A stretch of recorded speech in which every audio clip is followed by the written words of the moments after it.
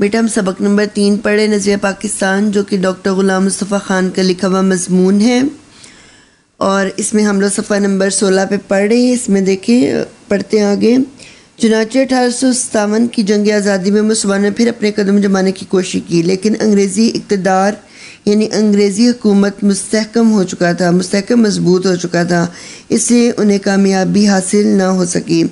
اور پھر 1857 کی جنگ آزادی میں مسلمانوں نے انگریزوں سے آزادی حاصل کرنے کے لیے کوشش کی، لیکن اس میں انہیں ناکامی کا سامنا کرنا پڑا، کیونکہ انگریز جو تھے وہ ہندوستان میں تجارت کے بہانے آئے تھے، لیکن یہاں پر انہوں نے آ کر اپنے قدم مضبوط کر لیے تھے، اور اس کے بعد پھر انہوں نے آہستہ آہستہ مسلمانوں سے ریاستیں چھینی شروع کر دی،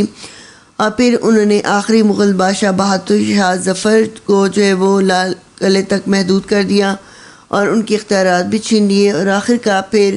ان سے حکومت بھی چھین لی۔ اور پھر 1857 کی جنگ آزادی جب ہوئی تو آخری مغل بادشاہ بہادر شاہ ظفر سے انگریزوں نے مکمل طور پر حکومت چھین لی اور ملک پر قابض ہو گئے، اور بہادر شاہ ظفر کو انہوں نے رنگون برما میں قید کر دیا، اور قید کے دوران ہی وہاں پر ان کا انتقال ہو گیا۔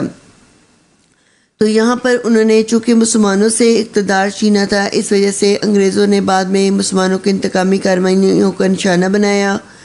ان پہ مقدمات چلائے گئے، انہیں پھانسیاں دی گئیں، ان کی جائیدادیں ضبط کر لی گئیں، گھروں کو مسمار کر دیا گیا، مسلمانوں پر بہت مظالم اٹھائے گئے۔ تو مسلمان جو تھے اس وقت غلامی کا اور پستی کا شکار تھے اور مایوسی کا شکار ہو گئے تھے، وہ ہاتھ پہ ہاتھ دھر کے بیٹھے ہوئے تھے، اور وہ سمجھتے تھے کہ اب دوبارہ سے ہم جو ہے وہ آزادی حاصل نہیں کر سکیں گے۔ اس زمانے میں سید نے مجبوراً انگریزوں سے مفاہمت سمجھوتے کو کہتے ہیں غنیمت جانا، یعنی مناسب سمجھا، اور مسلمان قوم کی اخلاقی اور تہذیبی اصلاح پر توجہ دی، اور ان کے دلوں سے احساس کمتری کو دور کرنے کی بھی کوشش کی۔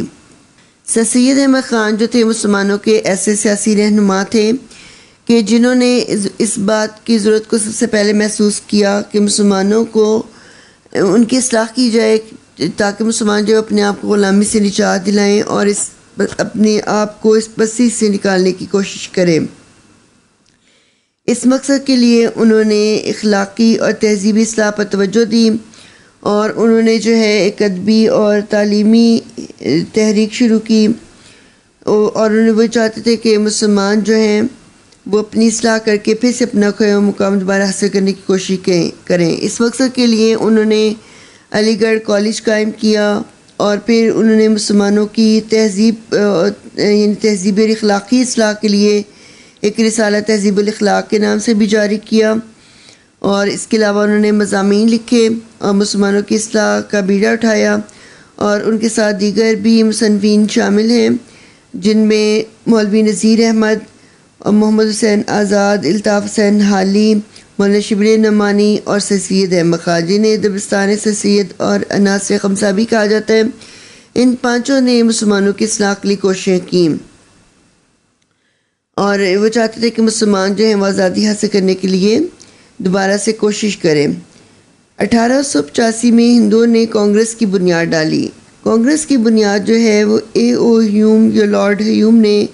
1885 میں رکھی، اور ظاہر یہ کیا کہ وہ ملک کی تمام قوموں کو ان کے حقوق دلوائیں گے، لیکن بعد میں پتہ چلا کہ وہ صرف اپنے حقوق کا تحفظ چاہتے ہیں۔ کانگریس کا قیام جو ہے وہ ہندوستان کے سیاسی منظرنامے پر ایک بہت اہم واقعہ تھا، اور یہ ایک ایسی مشترکہ سیاسی جماعت تھی جس نے یہ دعویٰ کیا تھا کہ وہ سب لوگوں کے حقوق کا تحفظ کرے گی، لیکن اس کے طرز عمل سے بہت جلدی یہ بات ثابت ہو گئی کہ صرف اور صرف یہ ہندوؤں کی جماعت تھی، یہ صرف ان کی بالادستی قائم کرنا چاہتی تھی، اور یہ مسلمانوں کو ان کے حقوق سے محروم کر رہی تھی۔ تو اس میں جو مسلمان جو رہنما اس میں شامل تھے، جب انہوں نے کانگریس کا طرز عمل دیکھا تو پھر وہ اس سے الگ ہو گئے۔ تو یہ مسلمانوں کو ان کے حقوق نہیں دے رہی تھی، انہوں نے مسلمانوں کو ان کے کاروبار سے بھی محروم کرنے کی کوشش کی، وہ سرکاری ملازمتوں پہ بھی قابض ہو گئے، نیز انہوں نے مسلمانوں کی مشترکہ زبان اردو کے مقابلے میں ہندی کو قائم کر دیا۔ یعنی ہندو جو تھے انہوں نے مسلمانوں کا ہر طرح سے استحصال کیا، انہیں کاروبار سے بھی محروم کر دیا گیا، انہیں سرکاری عہدے بھی نہیں دیے گئے، تمام جو سرکاری عہدے تھے وہ ہندوؤں کو دیے جاتے تھے۔ تو مسلمان جو تھے ان کی کوئی حیثیت نہیں رہی تھی. اور پھر مسلمانوں کی جو مشترکہ زبان اردو زبان تھی اس کے مقابلے میں انہوں نے ہندی کو قائم کر دیا. یعنی اردو زبان جو تھی مسلمانوں کی زبان تھی، مسلمانوں کی پہچان کا ذریعہ تھی. اسی وجہ سے ہندو جو تھے وہ اس کو اردو زبان کو ختم کرنا چاہتے تھے. خاص طور پہ گاندھی جو تھے انہوں نے اردو ہندی تنازع شروع کیا، باقاعدہ عدالت میں انہوں نے اردو ہندی تنازع شروع کیا. اور کیونکہ یہ زبان جو تھی مسلمانوں کی زبان تھی، یہ ان کا شاندار ماضی یاد دلاتی تھی، اس وجہ سے وہ اس کو ختم کرنا چاہتے تھے اور اس کی جگہ ہندی کو جو ہے وہ سرکاری زبان کا درجہ دینا چاہتے تھے. تو اس طرح انہوں نے جو ہے وہ اردو زبان کی جگہ ہندی کو رائج کر دیا. سر سید نے مسلمانوں کو ہندوؤں کی اس کانگریس اور ان کی سیاست سے علیحدہ کرنے کی کوشش کی، اور ان کے ایک دوست مولانا محمد قاسم نے دیوبند میں مسلمانوں کی دینی تعلیم کی طرف توجہ دی. تو سر سید نے مسلمانوں کو ہندوؤں کی اس کانگریس اور ان کی سیاست سے علیحدہ کرنے کی کوشش کی. یعنی پھر جب انہوں نے کانگریس کا طرز عمل دیکھا تو مسلمان رہنما جو تھے وہ کانگریس سے الگ ہو گئے. اور سر سید احمد خان کے ایک دوست تھے جن کا نام مولانا محمد قاسم تھا، انہوں نے دیوبند میں مسلمانوں کی دینی تعلیم کی طرف توجہ دی. مولانا محمد قاسم نانوتوی جو تھے وہ 1833 میں سہارنپور میں پیدا ہوئے.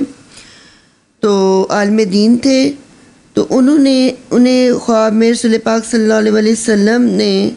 جو ہے یہ درسگاہ قائم کرنے کی تلقین فرمائی، اور خواب میں جو چھڑی کے اشارے سے درسگاہ کی بنیاد کام کرنے کے لیے بھی فرمایا، یعنی جگہ بتائی کہ یہاں پر یعنی درسگاہ قائم کی جائے. چنانچہ 1866 میں دارالعلوم دیوبند کی بنیاد رکھی گئی. اور پہلے تو اس کی باقاعدہ عمارت نہیں تھی، بلکہ ایک درخت کے نیچے جو ہے وہ اس کا آغاز کیا گیا، لیکن پھر بعد میں اس کی عمارت بنا دی گئی. تو پھر اس طرح سے انہوں نے دارالعلوم دیوبند کی بنیاد جو ہے مولانا محمد قاسم نانوتوی نے رکھی. پھر سر سید کے ایک رفیق ساتھی کو کہتے ہیں نواب وقار الملک نے 1906 میں کل ہند مسلم لیگ کے نام سے مسلمانوں کی ایک الگ تنظیم کی بنیاد ڈالی. یعنی سر سید احمد خان کے ساتھیوں میں سے تھے جن کا نام نواب وقار الملک تھا. انہوں نے 30 دسمبر 1906 میں کل ہند مسلم لیگ کے نام سے مسلمانوں کی ایک الگ سیاسی جماعت قائم کی. یہ تنظیم ڈھاکے میں قائم ہوئی، جہاں ہندوؤں نے سازش کر کے مسلمانوں کو یعنی نقصان پہنچانے کے لیے مشرقی بنگال جو کہ اب موجودہ بنگلہ دیش ہے اور آسام کا وہ صوبہ جس میں مسلمانوں کی اکثریت تھی ختم کرا دیا. یعنی بنگال میں اور جو آسام صوبہ تھا یہاں پہ مسلمانوں کی اکثریت تھی، تو انہوں نے جو ہندوؤں نے سازش کر کے انہیں ختم کرا دیا، اور 1911 میں اس علاقے کو پھر بنگال میں شامل کرا دیا.